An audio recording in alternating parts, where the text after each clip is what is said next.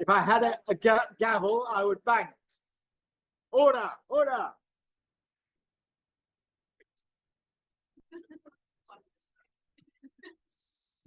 So let's get started again. I hope you all had a good time at those sessions. There's certainly some really interesting stuff came out that I heard. Now I have the pleasure to introduce Paul Simmonds. Paul is the chairman of the Technopolis Group and the UK managing partner. I don't know how he manages to do all of that. Technopolis is an international evaluation consultancy with a turnover of 25 million a year. It was founded in 1989 as an academic spin-out. This was, I think, rather before spin-outs were before they were a thing, absolutely. Paul has a long history of involvement in the evaluation of public policies, especially in the area of R&D, for UKRI, for government departments, and in higher education. And as such, I think he's very well placed to consider for us the future of evaluation. So over to you. Thank you very much. Well, thank you very much for having me.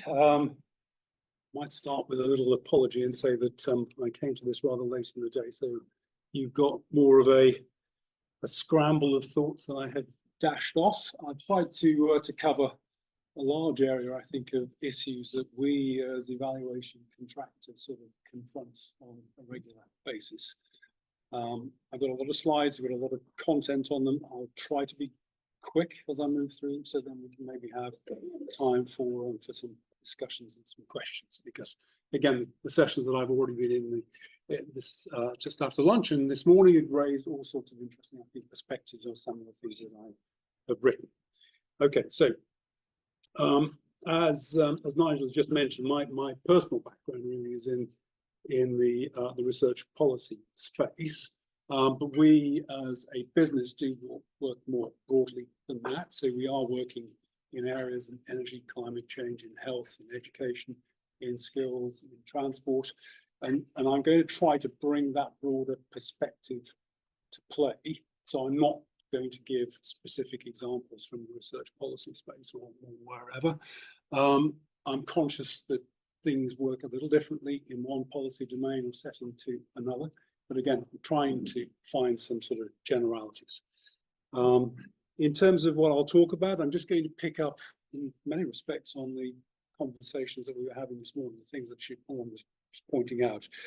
There are a number of recent trends that we expect to continue, and I think that those are worth looking at briefly themselves. And then beyond that, I've got some wider reflections on the experience as an evaluation contractor, the sort of systems, the issues that we confront, and a few of our own wicked problems, if I can steal that remark.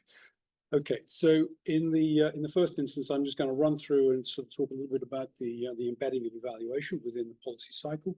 I'll talk a little bit about evaluation and its role in sort of program and sort of policy development and learning. A little on the development of methods, and in particular the sort of the extension of the evaluator's toolbox beyond the sort of core metrics and sort of evaluation issues that we're perhaps more familiar with. I'm just going to touch on the issue of counterfactuals, which is obviously it's a work in progress, but it is something which I think causes us all, I think, some challenges, some sleepless nights.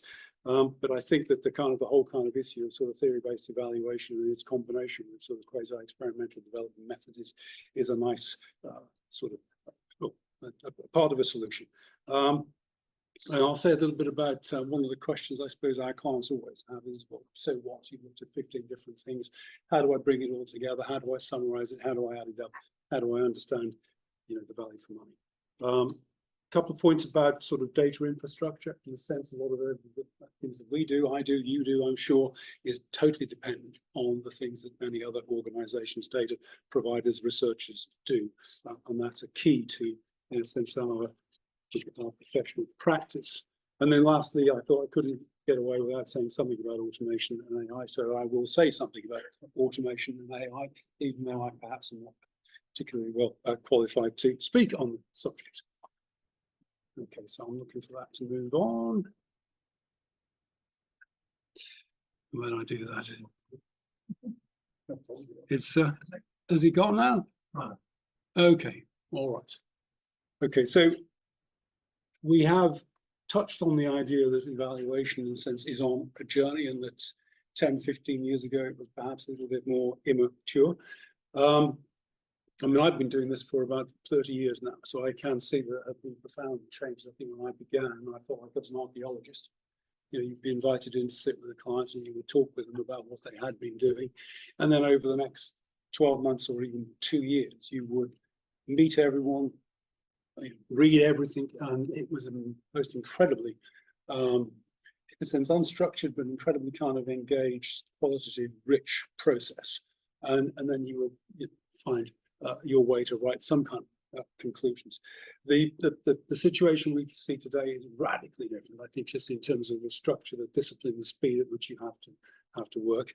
And the message we were getting this morning was that it's perhaps not as well advanced as it ought to be, or that it is not as perhaps as widely, in a sense, used. But I think from the perspective of a contractor, you can see that evaluation is being thought about in many cases. You know, right from the outset, it is part of the business case. There is, you know, important foundational work that will be done on initial theories of change. There will be, you know, kind of objectives which are translated into metrics and sort of targets.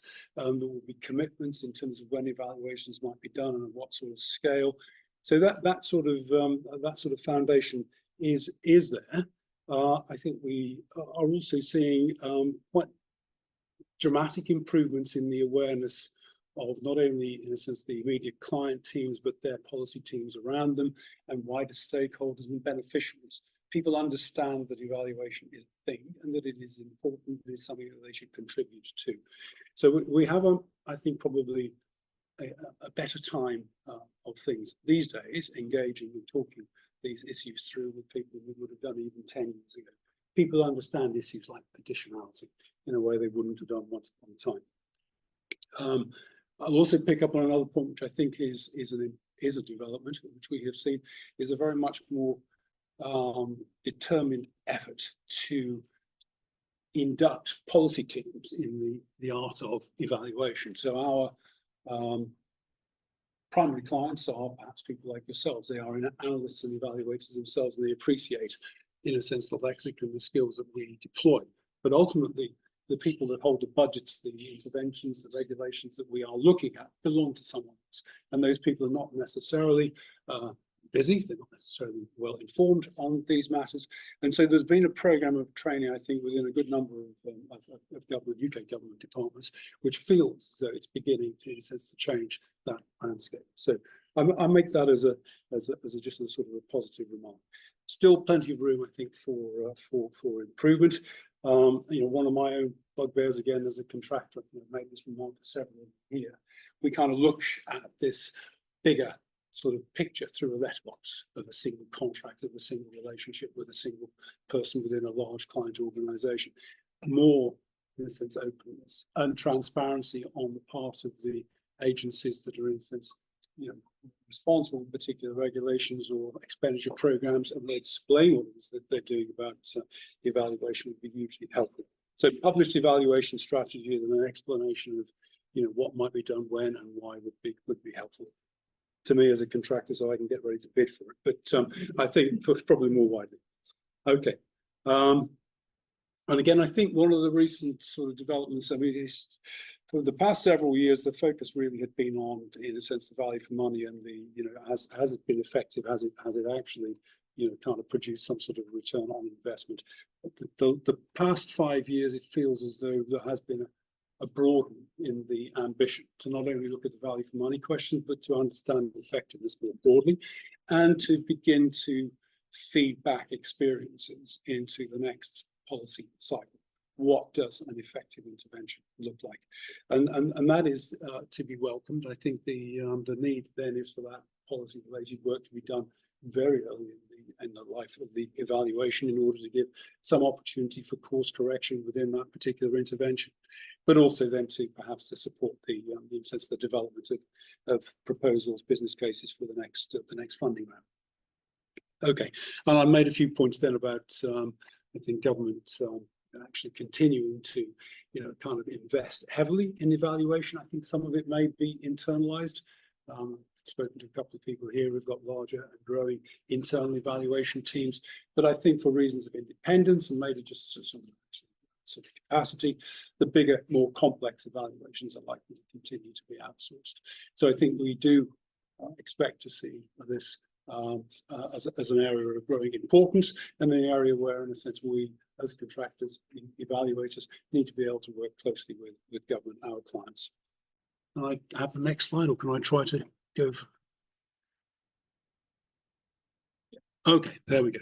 All right, I'm conscious that I'm probably talking too much and therefore taking too long over each slide. Okay, this really is just a name check. I think this sense of the extension of the types of outcomes or impacts that the policymakers are seeking, and that to have a richer view of the difference that that legislation or expenditure programs are making. So we're moving beyond, in a sense, just the economic to try to understand effects on quite important but rather intangible aspects. I mean, so we will talk, I'm sure, about employment or about skills, or about certain issues to do with kind of I don't know, I'm thinking of sort of worklessness, but then we move into areas like sort of social cohesion or community, and even within that space you can then see that there are certain government departments or particular sort of disciplinary fields that are trying to develop their own, in a sense, set of, I think, references. So the natural capital approach, I think, is a good example of where these sorts of issues are being rethought in really quite a fundamental way, and with huge implications then for, in a sense, the kinds of data and the kinds of sort of methods that we are actually deploying. I'm going to try and move on to the next slide. Okay, again, counterfactual analysis is something which really has kind of come through very strongly. Again, I think we saw a slide earlier which suggested that there was a pressure from the very top of government, I guess Cabinet Office, maybe in Treasury, that we should, wherever possible, be using experimental methods. But I suspect that for the majority of government departments and people working on evaluations, you are dealing with interventions which may be complex in their own right, but they're certainly, in a sense, impacting on systems which are complex and probably unfold benefits and such like unfold over quite extensive periods of time, and they really don't lend themselves to those experimental methods, at least not in the round. So I think there is going to be no getting away from the need to use that sort of quantification and the sort of the quasi-experimental sort of methods that I think maybe were being talked about in one of the other breakout groups are absolutely critical here. Trying to combine those within a theory-based evaluation approach, I think we're finding is rather powerful. We are also increasingly running multiple counterfactuals, that any one sort of approach to try to understand, well, what difference has been made and to what extent is that additional to what might have happened anyway. There are limitations in terms of their scope, there are limitations in terms of their robustness. So we end up with 2, 3, 4 different approaches to analysing the counterfactual, and maybe within, several of the different sort of areas of impact that are in sort of the primary focus of the intervention in question. And that gives you some ability to sort of convergence, if you will, around the kind of the success, the achievements of the program, even if it doesn't give you that single final sort of incremental improvement that you might expect from an experimental model. Okay, next slide, please. Thank you.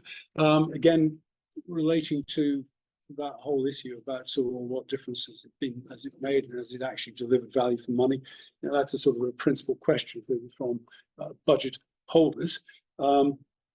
And a lot of the, in a sense, the interventions that we are looking at, because of that complex and multivariate nature, one is faced with the issue of trying to understand how you think about sort of effects on people's careers, or on one's sense of belonging, or of well-being, or of an international reputation.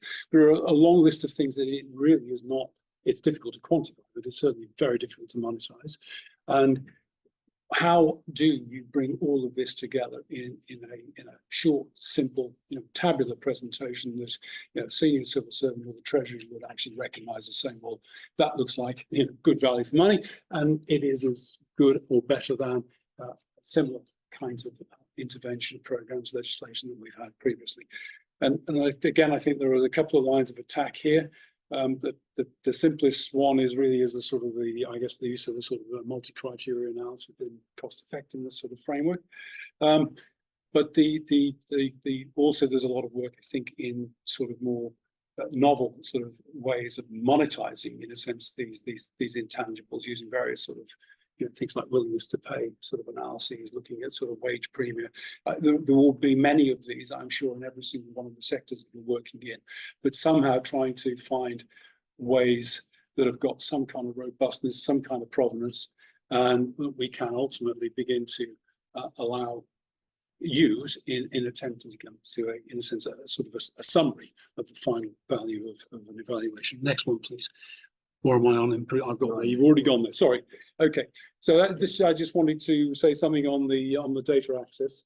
Again, I think we've gone through some really quite dramatic changes over the past 25 years, and this whole sort of issue feels to me as though it's probably something which is a little unsung. So monitoring systems are a real bugbear, and those within the context of most sort of agencies now are in the process of being improved. That may still be problematic if you've got tailored or bespoke programs that don't quite fit. There's a couple of the core indicators that are relevant, but the 10 or 15 others that are bespoke. But I think that is an area where we've seen dramatic improvements. There's also been a proliferation of commercial databases, which have got really quite powerful kind of global and real-time sort of data sets, which in some senses amount to real-time monitoring, with really quite powerful user interfaces that allow you to analyze them and link them to other data sets in important ways. And I think that is actually driving a shift. I don't know if you see this, but it's certainly within my practice, with clients asking us to put very much more weight on secondary data, and to only do that primary research, which is costly, intrusive, burdensome, where we absolutely must. And I think the whole data area remains an important area for future development. Automation, AI, well, again, I think we've obviously kind of gone through dramatic changes over the last 20 or 30 years. I mean, the whole issue around the sort of the internet, the kind of issues around sort of communication, all of our analytical tools, I mean, everything looks radically different to what it would have done 10, 15, 20 years ago. But in addition to that, I think we will now see, or we are seeing, sort of AI beginning to be, in a sense, introduced. And again, those commercial databases I was talking about a moment ago, they are making very substantial use of these kinds of tools, and they are then changing, their ability to, in a sense, of link their data sets and to interrogate those data sets in ways that we couldn't do previously. I think for evaluation, more generally, one of the things that we as a company, we're doing a lot of work now in developing our own, in a sense, sort of classifiers and sort of models, and that then is allowing us to do a lot more work with program data, sort of the slightly unstructured, qualitative, textual data, which might number in the tens of thousands of items, and which historically we really haven't been able to engage with, except on a sampling basis. And that then is allowing us to take a more comprehensive view and make much greater use of those program-specific data. I mean, I won't say much more about that, but I think you will see that a lot of things are going to change. When the evaluators are, the private sector and the public sector are investing heavily, but we're also seeing large numbers of tech firms that are, for instance, developing tools and techniques that we will pick up, databases will pick up, and I'm sure clients likewise. The one thing I would say is that we are still occasionally struggling. We're asked to come forward with innovative solutions for evaluations. We might be asked to look at, for example, I think a specific case where we were wanting to do an analysis of all of the universities' reports on research conduct and misconduct over a multi-year period, and for the whole of England. Huge amounts of, in a sense, of material, and we suggested we would use a machine learning kind of process, and it was rejected on the grounds that it was unproven and a little risky, and they went with I think someone would cost a lot more money and did a manual approach. So you're still, in a sense, in this position where I think clients are a little bit, uncomfortable. They know this technology is going to be hugely important, very powerful for all of us, but do I dare use it? What happens if it fails? Because there is, I think, also something we should say. It is likely to go wrong some of the time, and one needs a fallback. We don't necessarily have the budget all the time for the fallback, but I think that's something we could talk a little bit more about.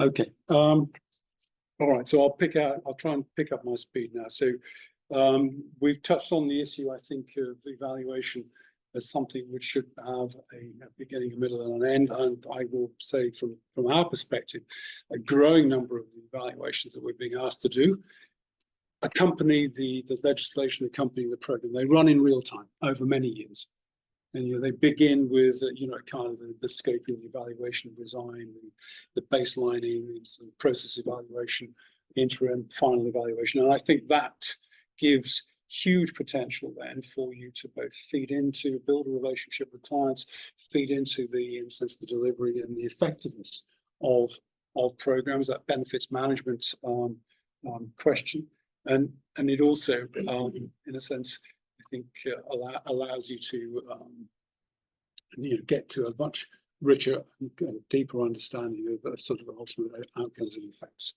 Okay, I'll pick up on the participatory approaches. Again, is another trend that we see. We are being pushed hard to work much more with stakeholders and allow stakeholders to tell us what those theories of change should look like, what the measures of success would look like, to tell us a little about the instance, almost the research strategy as well, which is hugely valuable from the point of view you're asking the right questions to the right people. You've got buy-in.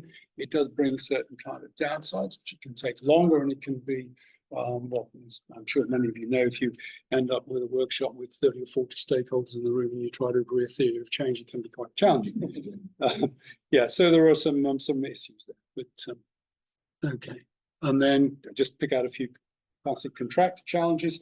I won't go into these in detail, but measuring impact early. This is I think, an issue the world over. You're invited as an evaluator to come evaluate a program when it's in flight, probably halfway through, and it's a program that is likely to, in instance, impact on the world over the next 5 or 7 or 8 years. You cannot talk about impact at that point in time in a reality. You have to, in a sense, work on sort of forecasting and sort of, that I think is an area where there is really not a sufficient sort of effort, time, attention given to those forward looks. We treat that, I think, rather too lightly. But again, theory-based evaluations are helpful in the sense that they give you the chance to look at the intermediate effects, intermediate achievements, but that view of impacts remains, I think, deeply problematic. So I am conscious that a lot of the evaluations that we do, we're still being told by people it's too early to tell, and I cannot say more than I almost said in the business case or in the proposal that I submitted, and that does leave the client and us in a difficult space. No obvious or easy solutions to that, unless anybody in the room has got one. But I do think that again, almost a second wave of evaluation practice, academic or private sector, that is looking at things historically, and you can do them after those impacts actually have occurred, and you can do them with a fewer number but in greater depth, and that then gives us the empirical sort of evidence, the base that we can then use within our real-time evaluations, which can use those to calibrate, cross-reference, and sort of benchmark the kinds of things that we're being told. Okay, I'll just mention staff turnover within client teams. It happens, it's happening more, it's a headache. We'll move on. Okay. Okay, right, another, perhaps I shouldn't say this, but I think we're confronted with lots of kind of policies that are delivered at a scale that perhaps I might say is not serious. And then you're invited to, you know, to 10 million program, 10 million pound program to, you know, kind of transform the international standing of a city region. Yeah, and it does bring issues with it in the sense that you go in and you think, well, let's try to help you. We can go at this by looking at your contributions, the kind of outcomes, because no doubt good things are being done, but you're unlikely to, in a sense, to transform an entire city region with a single 10 million pound intervention. But we do find that then we get pushback in the sense that the fact that we haven't been able to prove that they've changed that city region is in a way a failure of evaluation of methods of measurement, which I'm sure you've all confronted. Is a little bit frustrating. Okay, well, I'll jump onto the next one. If I may, next slide, because I think I am probably behind time. Okay, so we're talking here about the fact that, you know, we live in a complex world and we've got complex interventions. As a practitioner, I think it's been touched on in the previous breakout group. Complexity is great as a way to describe reality, but when you actually have to come and test what has actually been done, has achieved, what has happened, which is different, it can be powerless. It's slow, it's expensive, and potentially it actually breaks the evaluation. And I think that we could usefully find ways to combine that complex systems-based sort of approach, the mindset, with something which is still a little more, in a sense, particular and selective. That you may have, you know, broad assessment kind of processes, whether that's in simple surveys or monitoring data or whatever, which covers absolutely everything. But when it comes to the impacts, maybe you focus more on the 4 or 5 critical impacts that are unique to that program. The elements that, in a sense, if they haven't been delivered, if they haven't been achieved, then the program as a whole might be said to have failed. And that you throw the limited resource that you will always have at those 4 or 5 things, rather than trying to cover the 20 or 30 elements that we might see in the theory of change and all of the risks and the assumptions that go with it. So just a thought, that complexity when it comes to operationalizing can be paralyzing. And then my last one, I think really the last one is just me saying the same thing, which is this real world evaluation. You as clients, the clients in the room, understand that you'll have a budget and a timetable, and whether or not there is the ideal methodology to evaluate your policy or your program, you have to work with what you've got. And I think that you know, one can tackle that a little bit more creatively. Again, it requires support from hierarchy. It might go back to the evaluation strategy, but one perhaps needs to think in terms of the overall portfolio, in terms of the bigger, the major projects, the newer interventions that are perhaps less clear, pilots uncertain, and that you perhaps focus your resource on those critical pieces, and that you perhaps take a slightly more routine, and maybe you can even do that internally on the more small and standardized interventions. And I think from our point of view, the issues of proportionality are kind of important here. We think about criteria of scale and of complexity and of novelty as a way to drive our thinking about the size of the budgets for evaluations. I should probably mention that again, I think in many cases, we talk here about a single evaluation. But when one talks about government departments, they are dealing potentially with many hundreds. So Andrew sitting here, I think we've just seen DEFRA commission 6 lots for its evaluations. Am I right, Andrew? Is it 100 million a year for evaluation works? I mean, that's industrial scale. So I think both on the commissioning side and on the contractor side, one needs to think carefully about how you sort of focus down on what is important.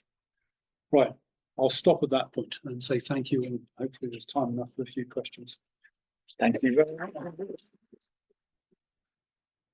But he's covered an enormous amount of ground. So I'm sure there must be some questions. Who's got a question? You've battered them all too. I'm sorry, too much information. Yeah, it was just interested to hear a bit more about when you're talking about running multiple counterfactuals. Yes. Because I guess like the criticism of a lot of standard techniques is that we're evaluating against one version of the present, whereas we should be thinking about the range of, you know, futures or the range of scenarios that might have emerged. And I'm just wondering, could you talk a bit more about how you're doing it? Okay. I mean, it differs from one case to another. So again, within the sort of research policy area, it might look a little different to what Ofgem is familiar with. But we will be looking at a range of different types of impacts in terms of perhaps scientific excellence, in terms of maybe sort of the technological capabilities of businesses, in terms of the numbers or sales of innovation. So there'll be a range of things to look at.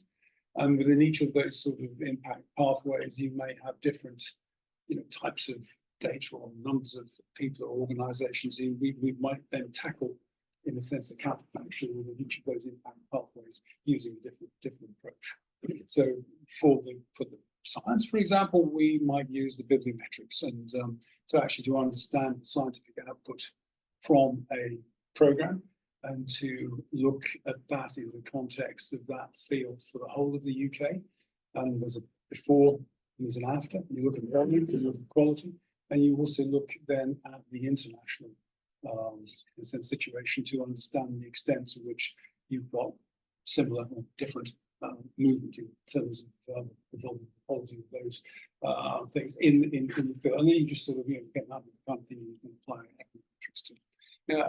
Elsewhere, in terms of the businesses, one might do a more kind of conventional kind of survey of the businesses that have been involved directly as participants, and a matching control group of some sort, and try to understand the extent to which, from the businesses themselves, but also maybe from business registries, the extent to which they are now kind of they've got a different, in a sense, number of technologies, patents, whether there is a particular sort of change in sort of kind of investment that they might have raised somewhere, whether they've entered new markets. So that would be maybe a more sort of classical conventional approach.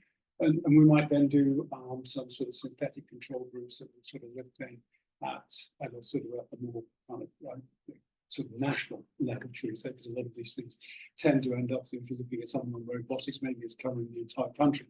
So you try to understand what robotics as technology and those sort of advances there, look, how they look in the UK compared with 3 or 4 sort of comparator countries that might want to benchmark ourselves against.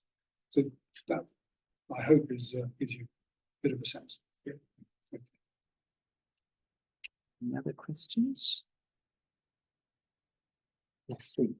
Hi, Beth Green from Business. I work in Zero Systems. You touched briefly on the challenge as a contractor of staff turnover that you're working with. I wondered whether you'd ever considered using system mapping at the outset of that relationship to kind of map your knowledge space between you, so that if staff changes, you've still got kind of like a reference point. And if you haven't, whether you think that would be useful? I haven't. It sounds fascinating. I think we work on the assumption it's going to happen, but we probably don't do enough about the fact that it will happen in terms of documenting what we should know. Yes, that's fascinating stuff. Yeah. Have a Another question? yes, sorry, yes. Point on smaller evaluation. Oh, yes. That happens. So were you referring to like one level evaluation that comprises lots of different Nope. evaluation, or was it something else?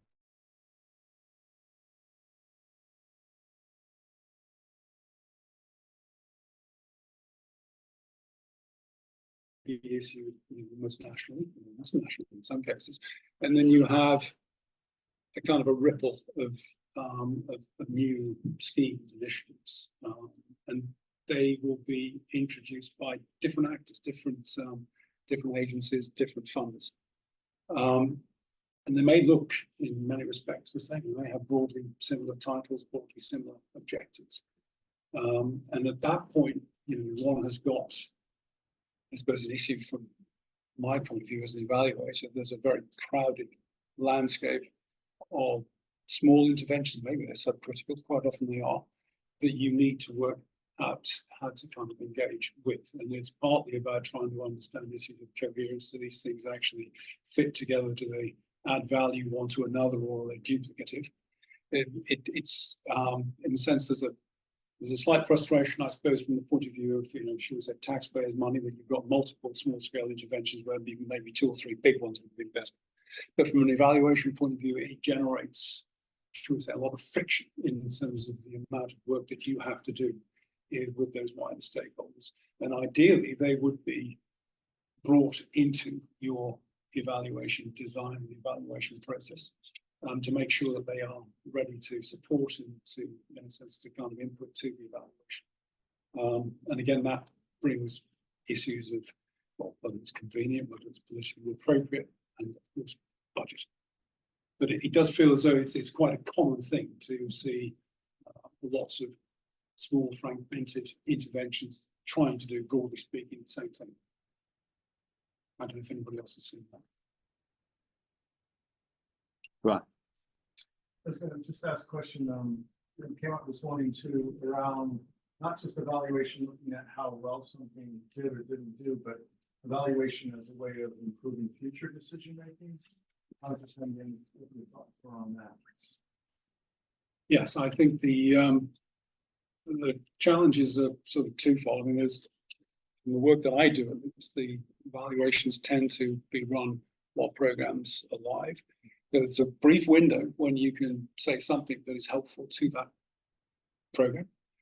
I think the idea then of maybe recording, making sure that we actually have documented things that talk about evaluation repository and that kind of thing from an internal perspective would be hugely helpful. I'm aware of clients doing a lot more meta evaluation now, so they're doing sort of systematic reviews of past evaluations. So, before you, in a sense, make your final choice about the design of a particular intervention, maybe you do some kind of research synthesis and look at 10, 15, 20 evaluations that have been done in the past 5 or 10 years to get a sense of what other organizations have done and what seems to work and what seems to work less well. So I still think, again, you probably need to have that real time and then the almost a second way working to a slightly different time scale. Because it clearly is absolutely fundamental to understand how to intervene and make stuff work. Waste a lot of money doing the wrong things. Well, thank you very much indeed, Paul. Thank you. It remains for me, I think, to say thank you again for coming. I hope you found it of value. The keynotes will, I think, be available to watch again on the CECAN website. I don't want you to go away without your party goodie. Outside on reception, there is a water bottle, a CECAN branded water bottle. Please help yourself. There's even a notepad as well, if that would be helpful. We'd, of course, be very interested in your views about how this went in the spirit of evaluation, post hoc evaluation. So let me finish off by saying thank you again for coming and a safe trip home if it's a long way away. Thank you.